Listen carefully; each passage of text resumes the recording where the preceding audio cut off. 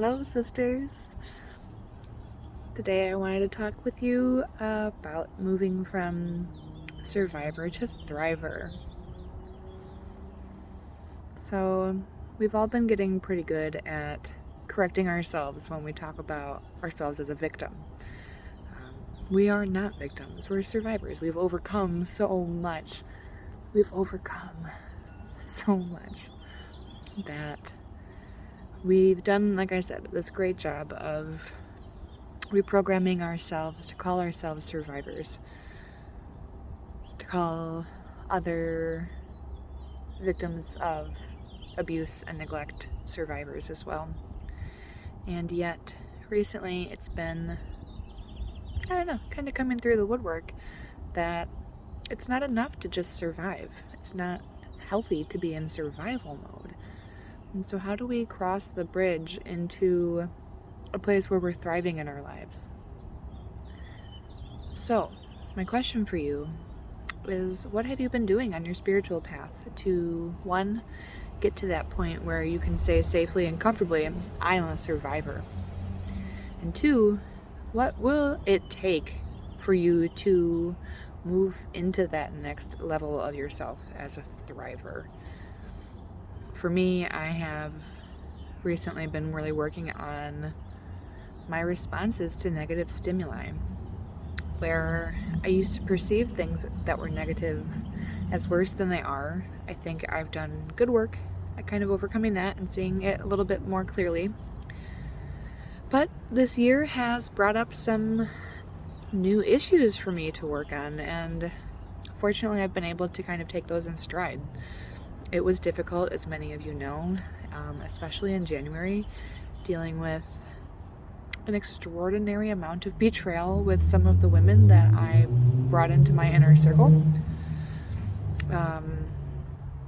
And so one of the biggest things for me this year in this life is drawing boundaries. I think that is a good place for us to start to address our strengths and our weaknesses. Are we calling on the spirit of the armadillo? Are we being flexible and yet protected?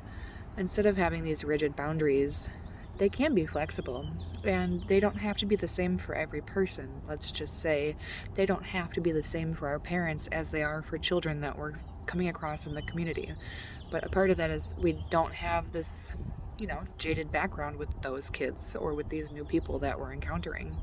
So as we work on our triggers, as we work on how affected we are by situations, it's a part of how we'll be able to learn to thrive, to also learn how to not be so easily affected and impacted by real negative situations, not just ones that we hype up in our mind. I've definitely in the past taken a situation that wasn't as extreme as I thought it was and blown it way out of the water, and made things worse. I'm not doing that anymore, and that's great. If you are, that's okay too. That's definitely a place for you to be working.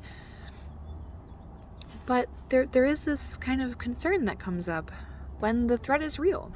When there's a real threat, what are we doing? I don't want to just be surviving stuff like that. I want to be dodging it. I want to be aligning myself in such a way that it, one, wouldn't negatively affect me if it did cross that border somehow. Two, I want to be working on such a high vibration that those things aren't orbiting around me anymore. They're not lining up with me. They're not putting themselves in front of me as a lesson to overcome, because I'm already working on them to the point where I can use foresight and intuition to make sure that I'm not connecting myself with toxic people, with toxic situations, with toxic environments. I'm not letting myself get dragged down into a rabbit hole of someone else's crap and going to work on their shadows for them. I'm not doing that anymore, and I really hope that you're cultivating that in your own life and your practice as well. So I want us to be reflecting and sharing with each other in the next few weeks. What new things are you going to be adding into your practice? It could be your spiritual practice, but it could be just kind of your daily lifestyle also. So yeah, let's kind of focus on those and check in with each other. Although we're no longer having our Weird Women Wednesdays, let us stay connected in sisterhood through that Black Rose Circle connection. Our coven is strong, and it's full of women who love us, cherish us, and want to see us succeed.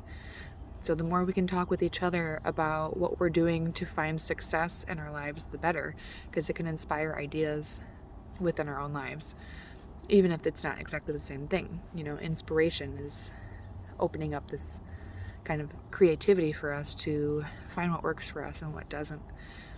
And as we've talked before about baggage, letting go of what doesn't serve us. Otherwise, it adds to the weight in that bag.